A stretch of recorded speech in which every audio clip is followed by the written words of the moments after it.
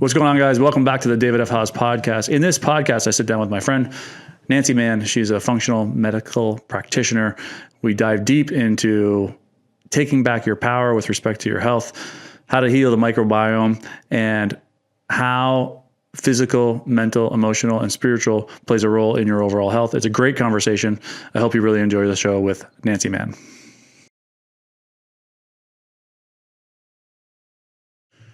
Cool. Well, you ever been in the podcast room? No. No. Well, how about that? This is my first time, so thank you. Oh, right on. Well, thanks for coming on. Yeah, you were talking about like, let's meet today. And then I'm like, oh, why don't you get on the podcast? And you were saying this is out of your comfort zone. Yeah, I've done some smaller talks, but I think podcast is something that I've been wanting to do for a long time, just because I think it's definitely a way to reach people. I know myself, I listen to podcasts as I'm cooking dinner or whatnot. So I'd love to spread information. Yeah, I think the thing that's great about podcasts is that like it's just like such a long form content, and so we're kind of like, you get wrapped up in this world of like just like these quick little hits of information, and then you end up not doing anything with it. Whereas a podcast, you can really like sink in and understand people's ideas and understand where their thinking comes from, not just like these little sound bites. And so that's why I like doing it. I mean, it's good for me to do podcasts because I get to like meet people and get to know their stories and understand, why they are the way they are and what makes them tick. And so you kind of get to the why behind, what their passion is, so, but your passion is like health, essentially. Right? Yeah. My passion is healthcare. And so I have been practicing for about 16 years in full family healthcare. But I realized that I really wanted to help people outside of the box, or beyond the prescription, if you will, and dig a little deeper and get into why are we treating the symptoms? What is the cause of those symptoms? And at the end of the day, I think it's really about helping people feel better, feel their best, and really function at their best. A little background history myself.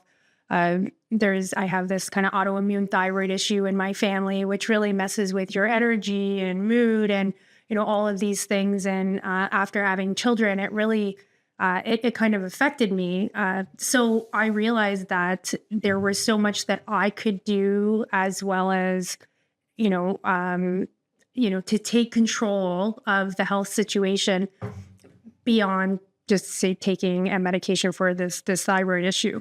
And it made me realize, once I improved significantly, that, well, if I can do this for myself, I can do this for other people, and I can really help people to live optimally. And just kind of starting to observe around me, people that I interact with or work with, or maybe friends or whatnot, that I really think there are a lot of people out there that are selling themselves short in a way when it comes to how they feel, the symptoms that they're experiencing, and just kind of accepting, that, oh, well, I feel this way, but this has been going on for a long time, so this is just how I am.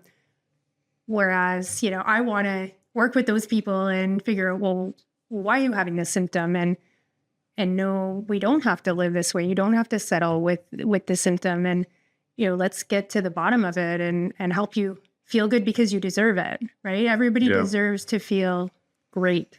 Yeah, definitely. And I think, for a long time, and I think society's coming around though, because you're also a functional medical practitioner. Is that right? Yes. Yeah. So it's like functional medicine is essentially like, we're taking a look at everything. We're not just saying, okay, you have this and here's how we're going to treat the symptom. We're saying, why is this symptom happening? Right, all the way down even to like emotional, mental problems as well, right? And so I think society as a whole is moving towards that, and it's almost like, seems like, for you and I, it almost seems silly that we haven't always looked at it like that, right? Right. But there was a system of like treating symptoms because it's like a drug thing or drug company thing. And that was the medical model, which was like, you have a problem, here's a pill to solve it. And when you really get get to it, not to get too deep, but it's all like it's all money. Yeah, it's a business model, and so, which is kind of scary when you think about it, when it's like our health, it's like that people are using our health as a way to earn. And so, but now I think there is this movement of people wanting to understand why, right? And it's just like deeper, it's because also, like, we're in the information age and there's more information out there. So people are like, they're not settling for, I just had a guy in here, and he had chronic back issues, and he like basically healed himself of it, right? And so it's like, we're not just leaving our health in the hands of like the medical system anymore. Yeah, exactly. And that's the thing is, I think that in some ways, definitely conventional medicine and pharmaceuticals are definitely needed. For example, we have a bacterial infection, we need to treat that and kill the bacteria off. But in other ways, and what I love is really just looking at the whole person instead of putting that person into compartments, is what sometimes it can feel like, or what my patients are expressing to me is they feel like things are in compartments of their health. And really, I just love to bring it all together and look at how one thing ties into the next. Like mind and body work together. The way we think affects the way we feel. A lot of people, with your example with back pain, there may be maybe there was physical trauma, but there could be some emotional trauma there too. In a lot of cases, that is, the history. So I do think that looking at bringing this all together and delivering healthcare more personalized is the other passion that I love, because everybody's so different, and even the way they respond to medications or food plans or whatever it is, I think you really need to understand the person and their history, where they're coming from, what they've tried.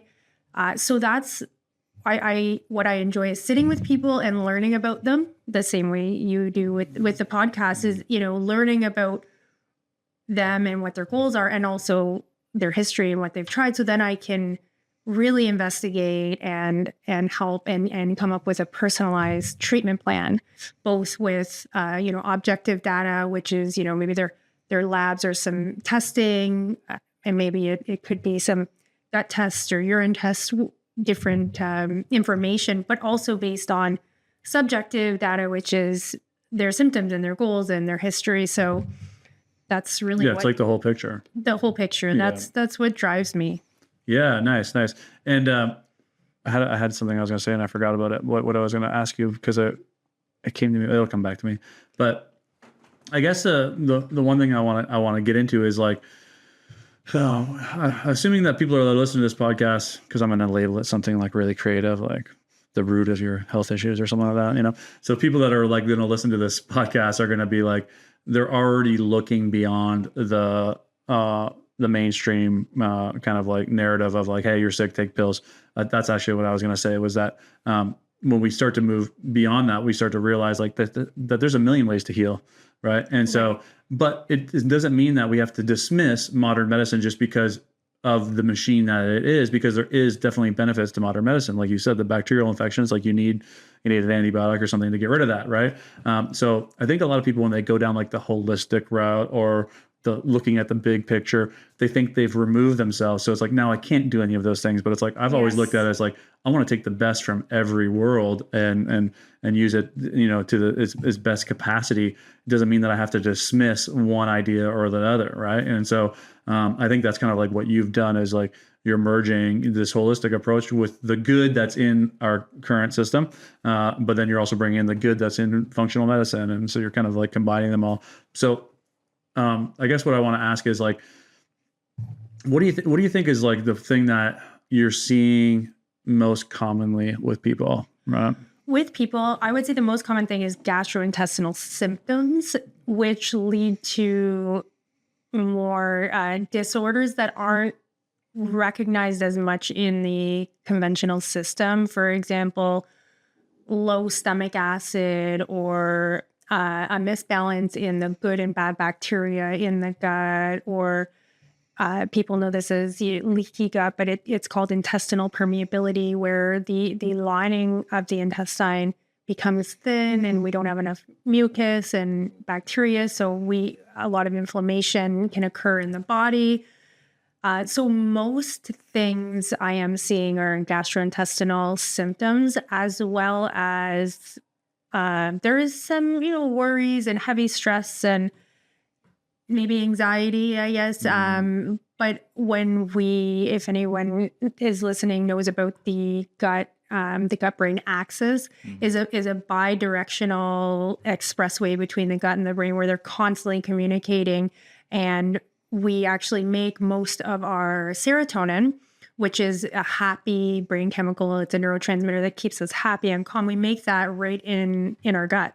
So it makes a lot of sense if you have gastrointestinal symptoms such as bloating, cramping, irregular bowel movements, and pain, that maybe you aren't feeling the best mentally. So that's why Bree's so miserable? Because her gut is messed up?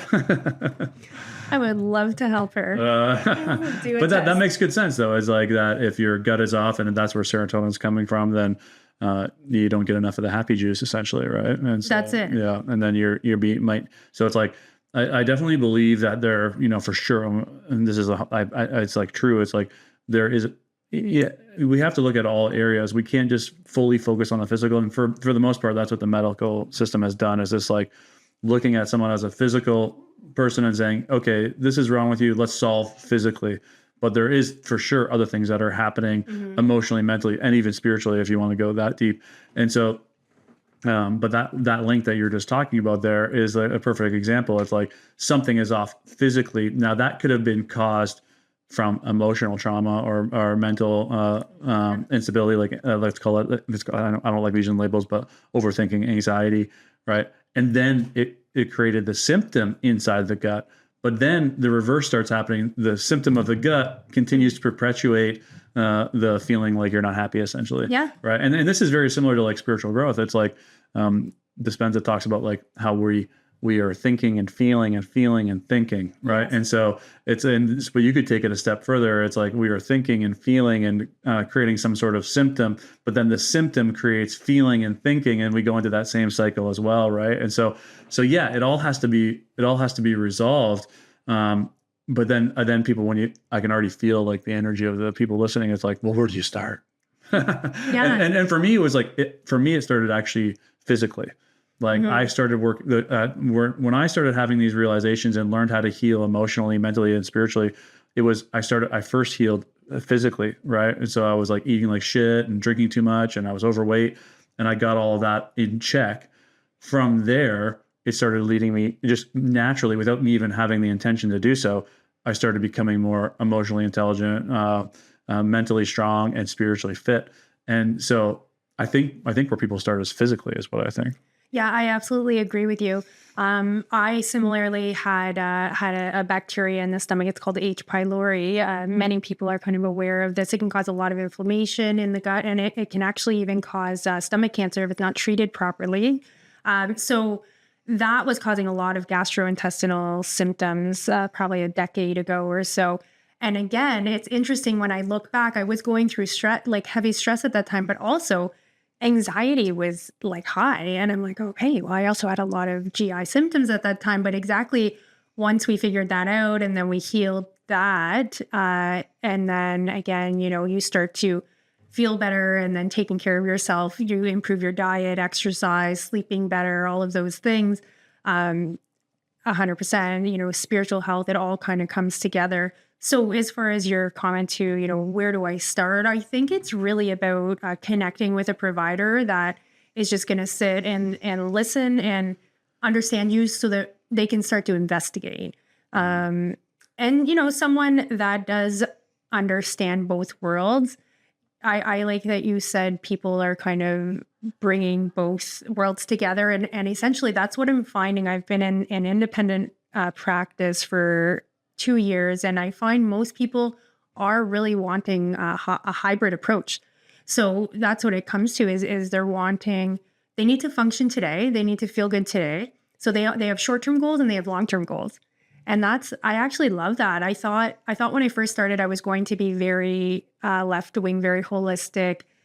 Like you said, maybe not doing as much pharmaceuticals. And then I found that, well, realistically, people they need to be sleeping now, and they need, maybe whatever the symptom is managed right now, but also we can have long-term goals at looking at, what are we going to do? What is the root cause here? Let's investigate this, because a natural approach obviously takes time. It can take, 3 to 18 months sometimes to improve. And everyone wants a quick fix. Well, that's the thing. And that's, I think, the way our society has made us feel, and the way everybody, we've all learned to function that way. People feel bad just calling in sick and taking a sick day. And it's like, well, essentially, we're human beings, and we're supposed to take time off and time to recover and time to rest. People have a very difficult time just saying no, or, taking a day to rest in bed. And the perception is, I think the more technology based we get, it's like things are speeding up. Yes. Yes. So that includes healthcare. It's natural for people to want a quick fix in today's society too. Yeah. Well, I think that's always been the case. People always want the easiest, quickest solutions, but sometimes those solutions are not going to serve your long-term goals for sure. It's like you have to kind of like do the work to break free from this stuff. It's like, for example, if you have anxiety, sure, you can take a pill and not have anxiety, but it's like over time, you're going to need more pills and bigger dosages and all of this kind of stuff. And so it's like, the real question is like, well, why did the anxiety show up in the first place, right? And so now that may take longer to resolve. And so if your anxiety is at a point where you can't even function in the world, then potentially, like you were mentioning, pills are the way to go until you have the ability to start, functioning again, and so you can actually start looking at this stuff, right? So yeah, I think a hybrid approach is for sure the way to go. And I also think that if you want to get to greater levels of health, or if you've been sick and you've had a chronic issue, like let's say your gut's off, you're a bowel or whatever, anything, you put your symptom in there, you're probably going to have to pay to go outside of the healthcare system, and I think one of the things that kind of traps us as Canadians is that we are so used to getting everything for free, right? It's like, but it is like, we pay for healthcare, and like, that's we kind of like, we stand on that stool and say, hey, Canada's the best because we have free healthcare, but it also limits people to going outside and paying for additional services, because they're like, well, it's supposed to be for free. But if you want to get to the root of healing, you're probably going to have to pay. It's like, there's all kinds of great companies out there that are like doing, they've gotten so good at making it more affordable, like Viome and stuff like that, where you can, send in a stool sample and they're going to tell you about what's going on in your gut and these types of things. But you got to pay for these things, and I was just talking to somebody about blood filtering, right? Have you heard of this? So it's like, have you heard of blood filtering? A little bit. I don't know enough about it to talk, intelligently about it. But essentially, though, it's like they take your blood out of you, they put it through a filter, and they put it back in you. So it's like it's catching like cholesterol chunks and all kinds of stuff. It's wild. It's like, I saw a video of it. It's like your blood comes out like this comes out of you dark red, goes in through this machine, comes out like nice and clear, and it's like, I'm like, maybe there's something to that. But I looked into it, and it's like $1,800 to do it. Right. Like and it's like one treatment kind of thing. And you might need a treatment, like if you have like some sort of serious toxicity in you might need a treatment a month. And people are so reluctant to spend that money on themselves. And so I think that is a mindset shift that has to be created, is that if you want to get to like the real root and really heal, and really feel good, but most of the time people are more motivated by the symptoms that they're trying to get out of than the the prevention of future problems, right? So it's like, usually when people are hurting, that's when they get to the point where I'll do anything, right? Yeah. And absolutely. I 100% agree. And a lot of people too have maybe seen all the specialists, all the they've kind of checked all the boxes, they've had all the tests.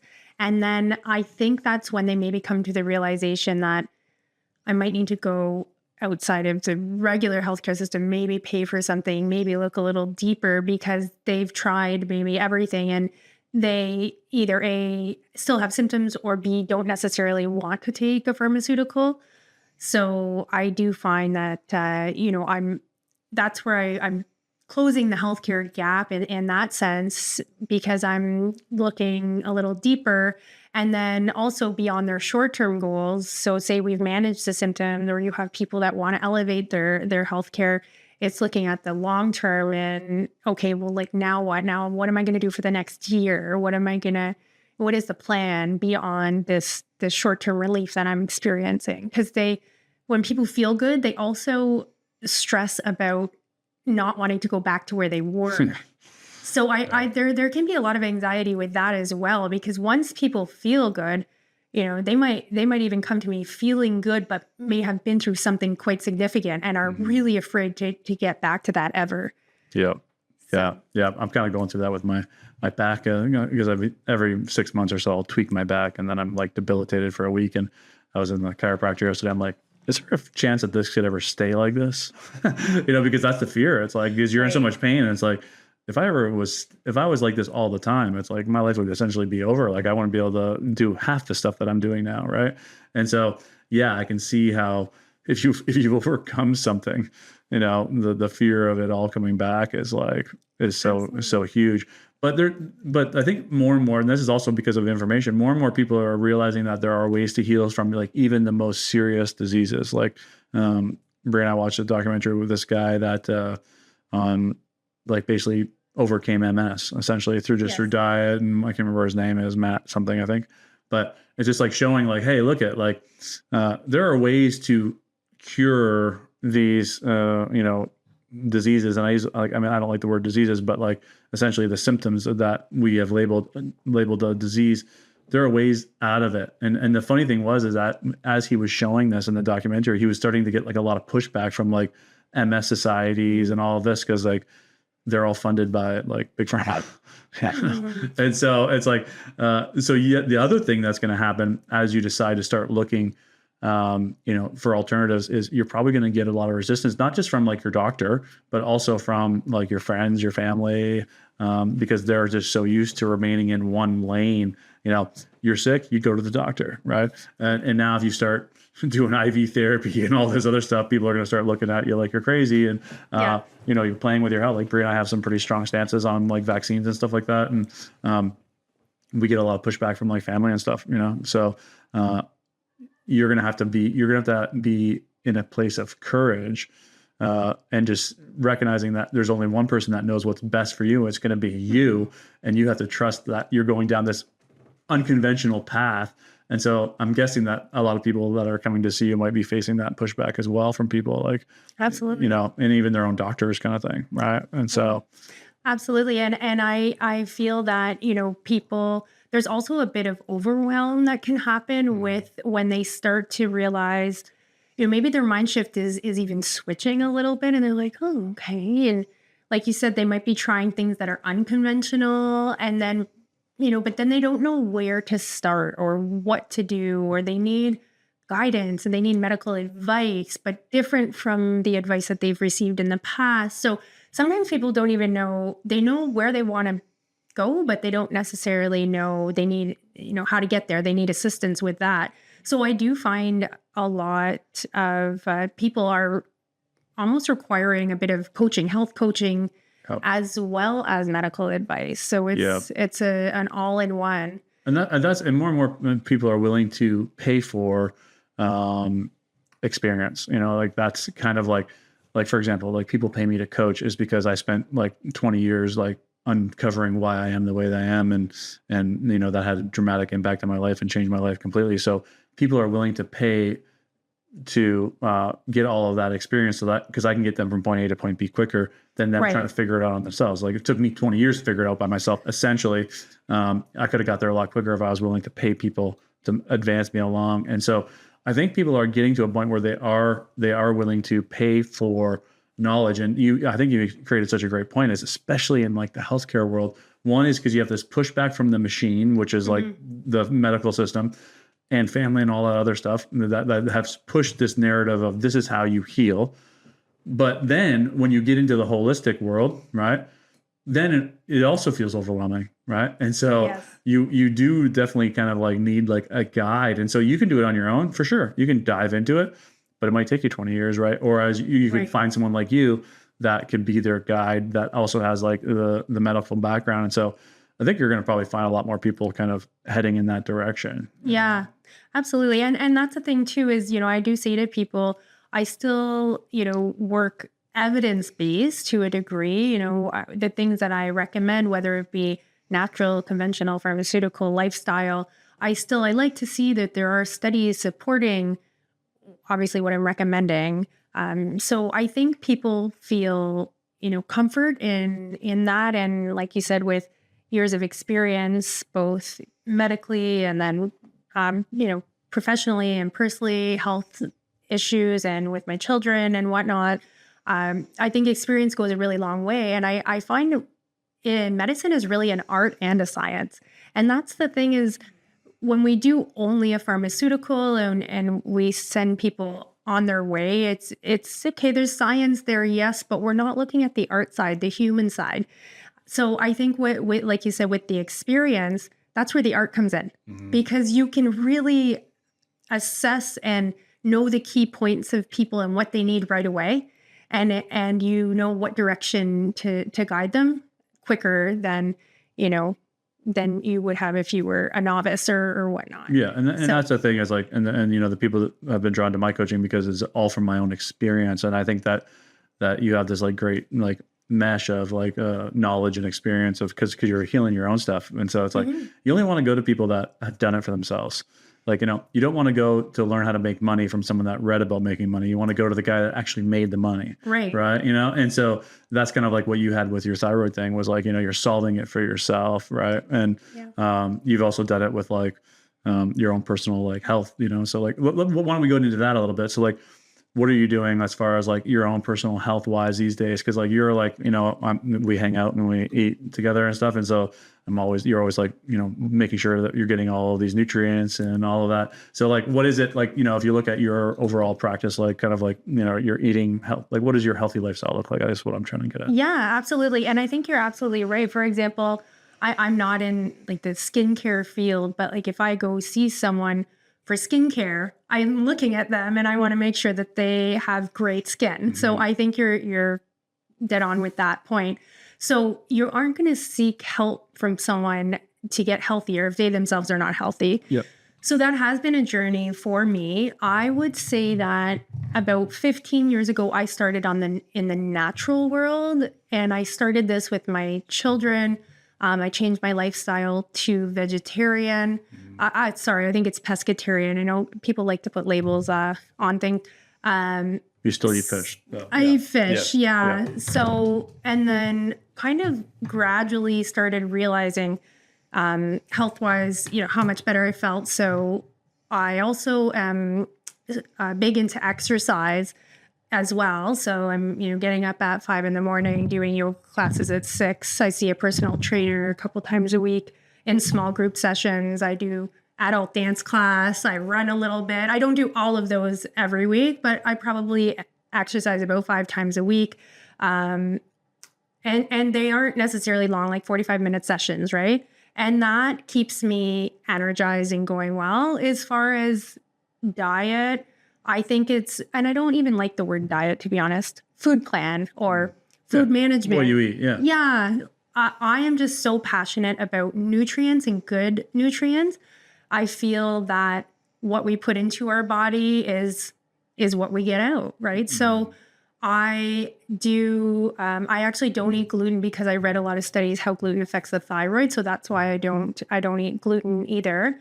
And I don't miss it. So I think I really look at protein every time I eat. I'm getting protein.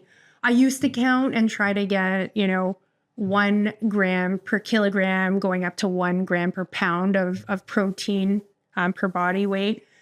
But I don't count that. I don't count calories. I eat whole. I eat protein, lots of vegetables, fruit, and carbohydrates, fish, So I think it's more of a Mediterranean-based diet. And again, that's where all the research is as well. And when we look at these blue zones in the world and people that are living past 100, they're living in moderation. Some are drinking alcohol, some are not. Some are eating sugar, some are not, but they're all living in moderation. So I live the same way. I don't drink a lot of alcohol, but over Christmas or, sure, I'll have a glass of wine or two. I don't eat a lot of sugar, but if it's somebody's birthday, sure, I'll have a little.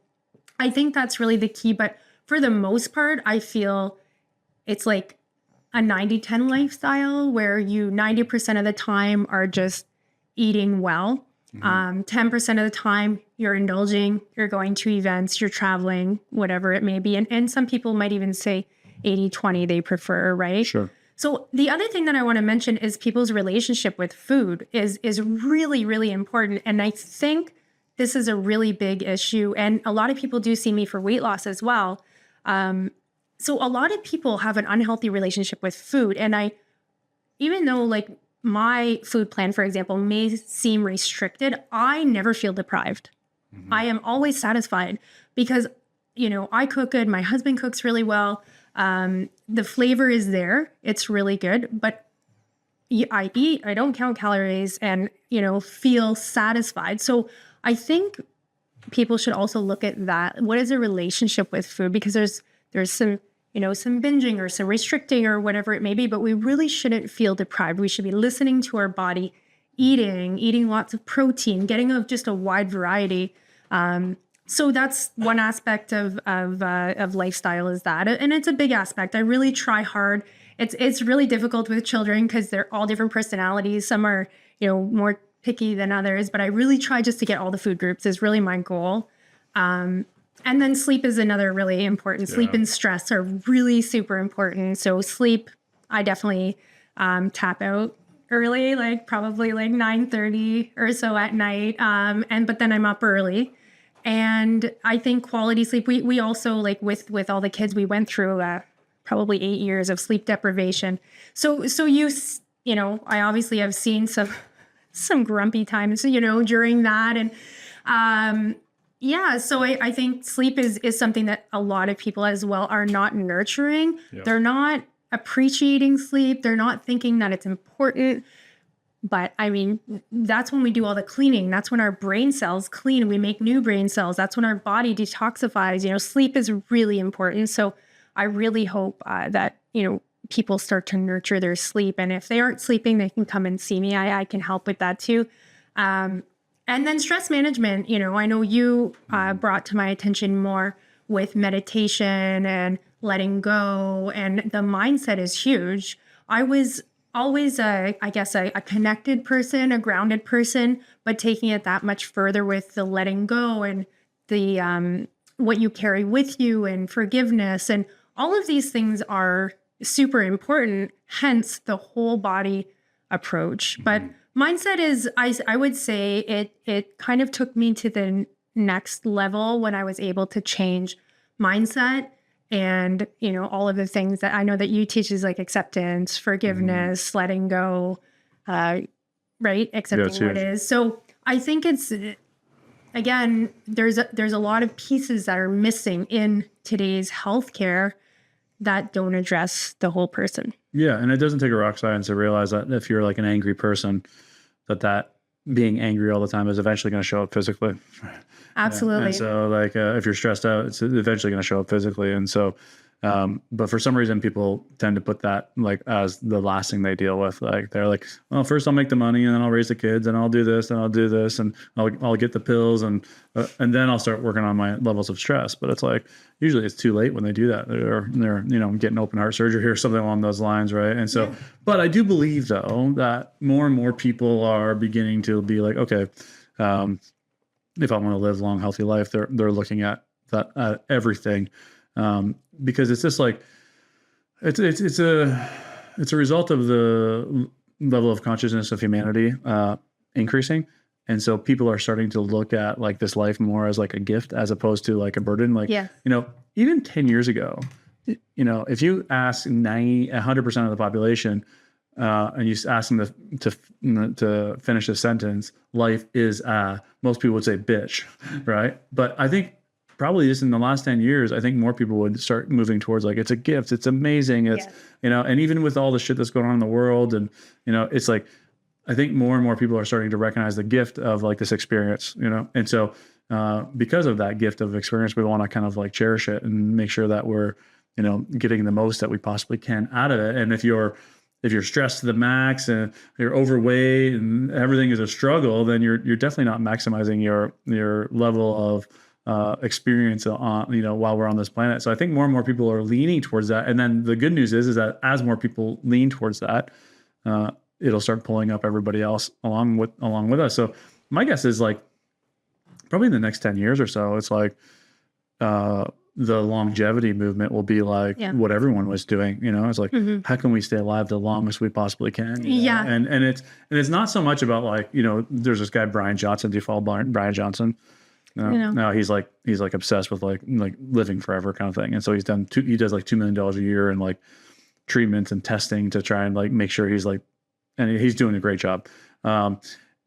But it's like, we don't need to go to that level. It's like, I think you kind of like summed it up with respect to food. You essentially just eat whole foods. You're not really restrictive. You exercise, right? And you get good sleep, and you're doing some work to try and reduce your amount of stress. It's like, if you do that, you're probably going to live a good, long, happy life. Right. And so we talk about the overwhelm of it all. It's like, well, there's not really that much. It's like, if we look at in that way, there's about 4 things that we really got to pay attention to. And for me, the sleep thing was like huge, right? Like when I started like moderating my sleep with my Oura ring, is like I started to realize, I'm like, holy fuck! It's like if I only get 6 hours of sleep, it's like I'm having a hell of a day, right? Where if I get 8 hours of sleep, I'm like just energized to the max. And so I know you have trepidations about the Oura ring and all the stats, but I'm like, I like it because of like, I'm like, it has made me so aware of how important sleep is. Yeah. And so from that I got it, but there are some bad to it because, sometimes I'll be like, oh, I'm feeling pretty good this morning. And then I'll look at my sleep score and it's not great. I'm like, then I can feel the energy drain out of me. So there is a belief in there that you do have to be careful of, but all in all, I think it's important because a lot of people think, oh, I went to bed and I was in bed for 8 hours. Right. But it's like, how much quality sleep did you get in the 8 hours? And that was the wake up call for me. It was like, I might have been in bed for 8 hours, but I might have only been getting like 5 hours of good quality sleep, like barely into deep sleep. And so then that's when I started, paying attention to when I'm eating at night, how much caffeine I'm having at the end of the night. And all of those helped, make my sleep score better. And then also the biggest shift was just going to bed earlier. Yeah. Like, just not staying up for the sake of staying up. Yeah. Then my sleep improved. And so I don't think it's as difficult as people might think it is, Right. It's definitely, and now, but let's look at, but there is an element of, and you mentioned it as like this relationship with food.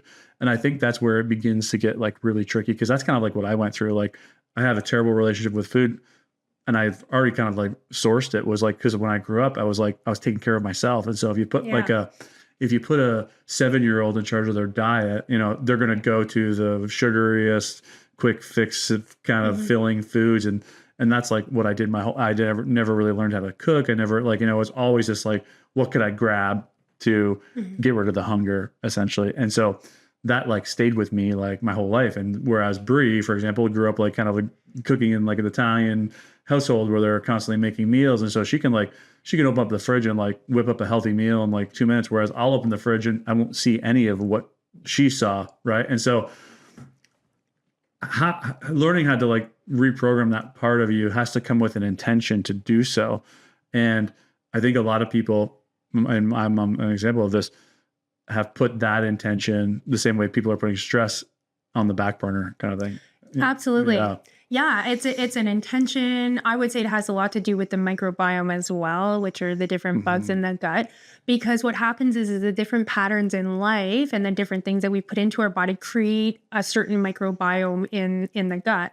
And the analogy that I use is a garden. So if you have 2 gardens, one that's not watered very well, and you have a dried up small tomato, and then you have another garden, one where the weeds are pulled, it's been fertilized, it's tended to, and you have a nice red juicy tomato.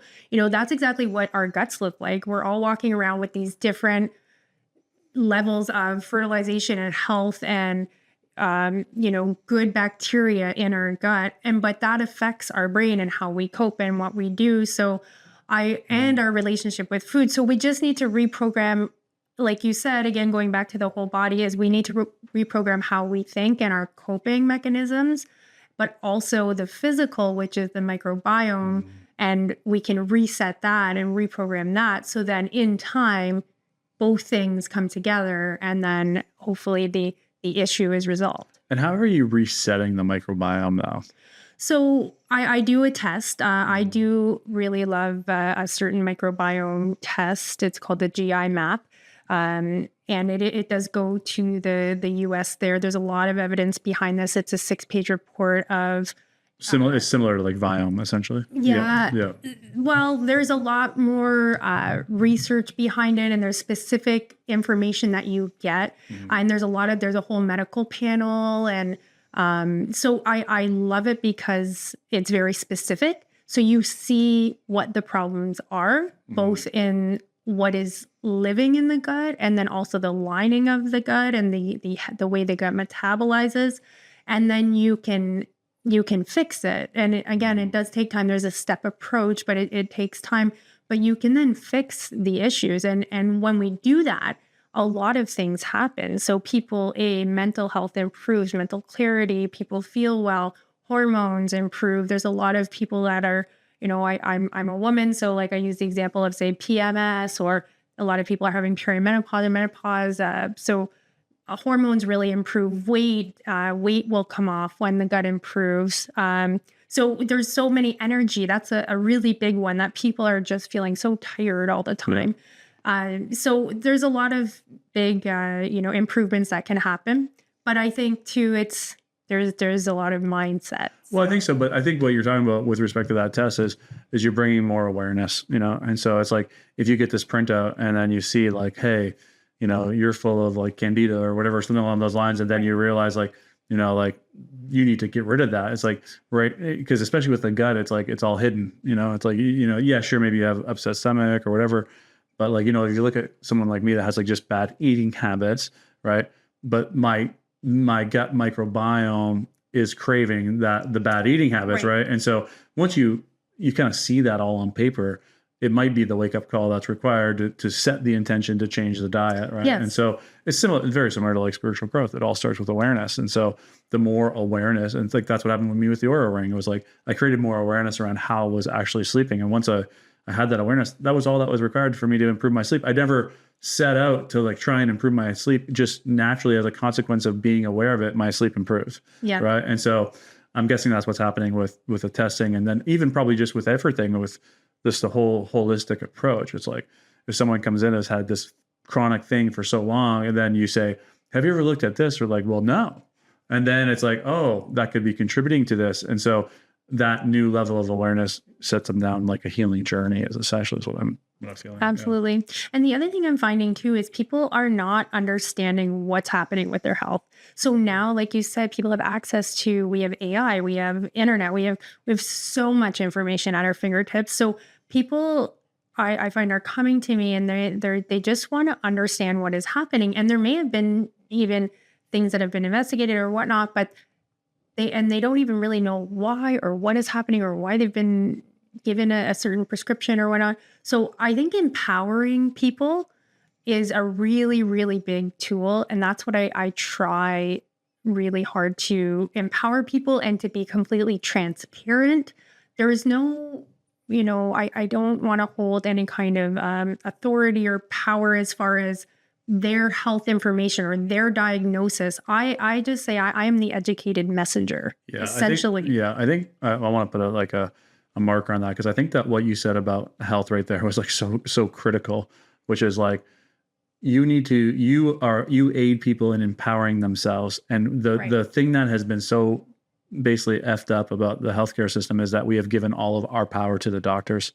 Right. And so it's like, I had this experience with the gym. It's like, I was working out with a personal trainer for a long time, and I just basically given her all my power. It's like I didn't even know how to exercise anymore without her, essentially. Right. And it's similar to like when we're in health, it's like, we have something wrong. Well, it's all in the doctor's hands. Right. And so you've given away your own ability to heal because you have given it to the doctor, because the doctor knows better than you do. And so what you're saying is that you empower people to take charge of their own health as opposed to giving that power away. So like that is like a really, really critical factor that you can do that for people. It's like I can hire all the personal trainers and all the personal chefs I ever want, but until I take ownership and responsibility for my own health, I am never going to be healthy. Right. And so you can't buy it, essentially, is what I've learned. And you definitely will not have health if you're leaving your health in the hands of your doctor, right? And the boomers are the worst for this. Like they're the worst for thinking that every solution relies in some sort of prescription they're going to get from a pill. But the good news is that a lot of boomers don't listen to this podcast. and so the people beyond the boomers are the people that are actually want that empowerment. And yeah, you're giving them a path to kind of find that. Yeah, they do. They want to understand. And I think the mindset in that is shifting slowly. So that is good as we have more, non-boomer practitioners too. Yep. So I think it's really shifting. And when people start to even learn and understand and connect the dots, like, oh, this is why that's happening, they also are more motivated to set that intention, to make the change and to be more empowered. So it's like they feel hopeful and they feel empowered and they all of a sudden are more motivated. So hell yeah. Yeah. No, that's great. So where can people find you if they want to go down this road and they want to feel empowered? So yeah, the best place is my social media is Functional Health Practitioner. And through there's a link. If you want to click, you can self-schedule an appointment. I am in the new year moving to Be Well, which is on 3200 Electricity Drive. It is a wellness clinic. Right now I am on Dougal, but I will be moving very shortly. So they can message me. They can call 519-997-2364. I also provide walk-in clinic type of hours for especially people that are needing healthcare and they can't access it. Yeah. Yeah. Awesome. Yeah, that's amazing. We use Nancy, like this is where we're talking about the business model. It's like anytime we have any issues, we're like, just Nancy's kind of like on call for us. And so I was like, everyone needs like a Nancy on call. And so that's kind of like the model that you're building though now, right? Now, obviously you're not gonna be on call like 24/7, but there is a model that is like, meaning the reason I say that's so important to us is because you know us, you know our histories, you know, like everything. And so it's like, it's just so good to have someone like that in your corner. It's like in spiritual growth, I talk about having like a healing team, so it's like when things go awry, you call your Nancy, you call your healer, you call your mindset coach, you call your letting go coach. And so you just get to work to resolving the issue. So, who's on your team and like, you're definitely going to want someone that is looking at health from a holistic approach on your team when even before things go bad would be the best. Yes. Yeah. Prevention. But when things go bad as well. Right. So no, it's been a great conversation. And I think you're going to be super busy and lots of people coming towards you. Thank you. Thanks for having me on. Yeah. Right on.